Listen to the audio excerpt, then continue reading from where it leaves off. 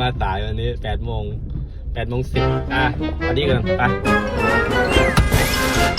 เร็วสวัสดีครับสวัสดีครับสวัสดีครับสวัสดีค่ะ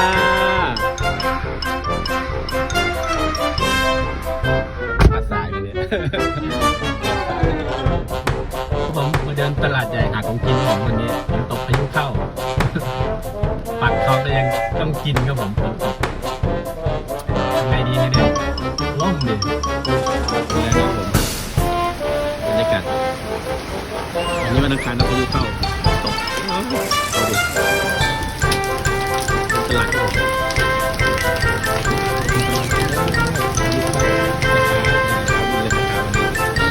ตกว้าวเลยไปไงดีได้ไหม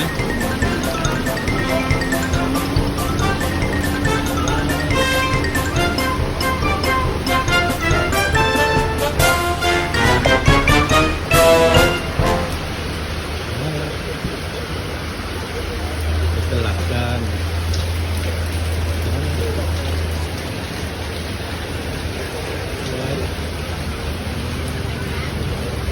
จะได้กินบะหมี่วันนี้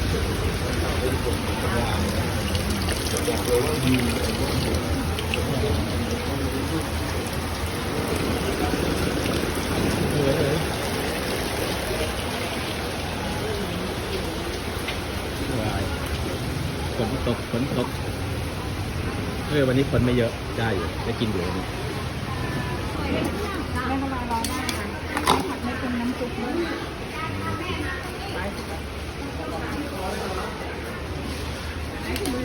วันนี้ได้กินวันนี้ฝนไม่เยอะฝนตกมีอะไรข้าวไหมวันนี้สบายแล้ว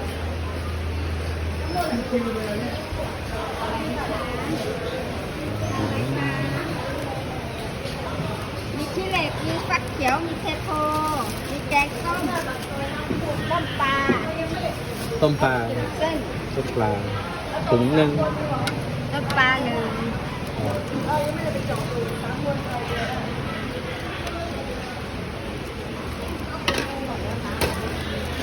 โอ้แกงเทโพใส่หมูสับจานขี้เหล็กใส่หมูสับแคบหมูเอาขี้เหล็ก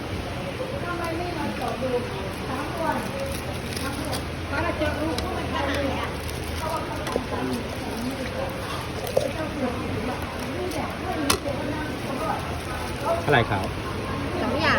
65 บาทค่ะอ๋อมันเอาเป็นอะไรสามมวนต้องสามมวนน้ำใส่ก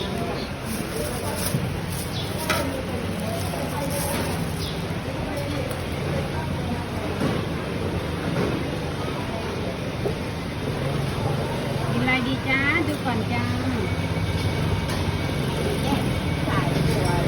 สายบัวไม่ได้ทำเลยวันนี้มีแต่แกงวางแล้ว1 2 3 4 5 7 8 9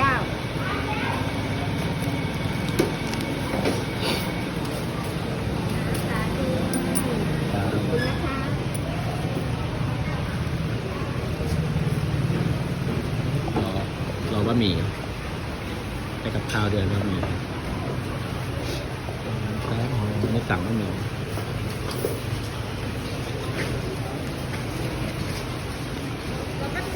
ครับ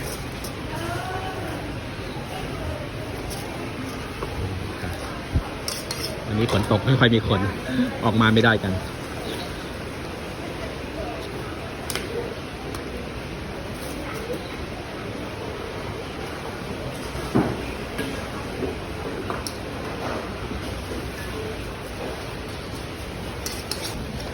เดินเที่ยวผมเดี๋ยวพาเดินเที่ยวตลาดวันฝนตกพายุเข้ามีอะไรขายบ้างนี่ได้บะหมี่กับข้าวรอบเย็นมีอะไรขายบ้างมีข้าวใหม่ขายด้วยนะ มีขายทุกอย่างครับในตลาดใหญ่เมืองสเลโนขนมจีนก็มี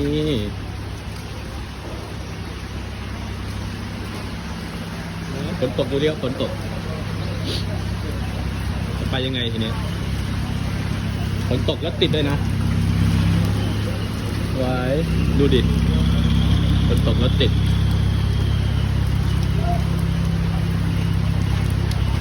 รถติดยาวเลยแล้วแต่แค่นี้แหละ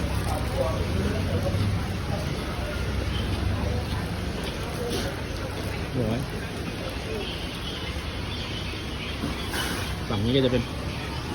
แผงหมูเรื่องซื้อเสื้อผ้านะ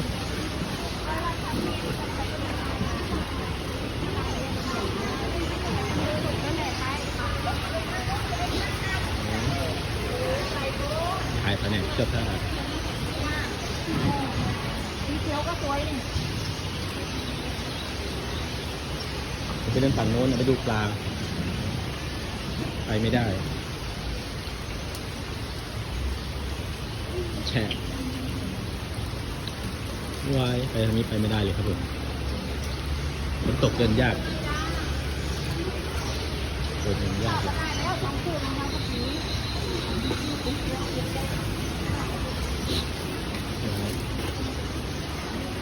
ฝนตกแฉะไปไหนก็เดินไปไหนก็แฉะเลยนี่แข็งหนูแข็งหนูนี่แข็งเนื้อนะเนื้อสดไฟจุไฟจุน่าพอเลย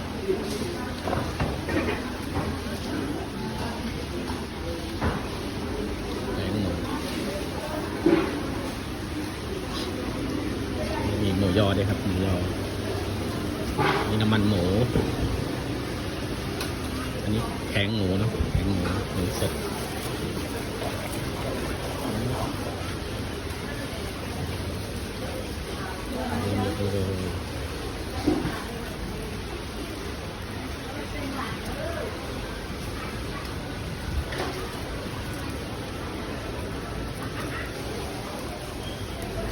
ไว้คนรั่ว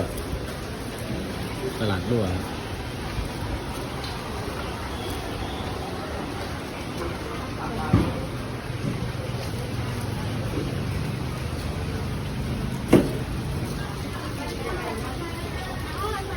สวัสดีค่ะ เยอะเลยเยอะเลย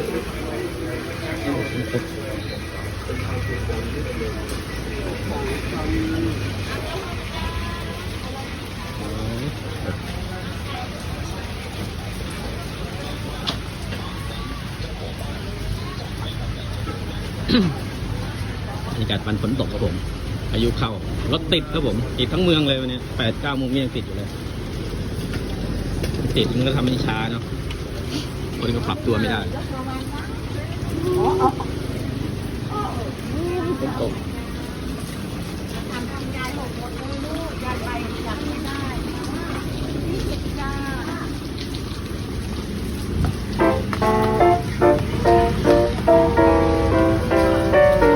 จะกลับวันนี้มันขึ้นรถได้ไหมมาดูกันรถติดมากแล้วผมรถติดรถกระติดทั้งหมดเลยรถติดทั้งหมดเลยไปขึ้นรถได้ไหมครับ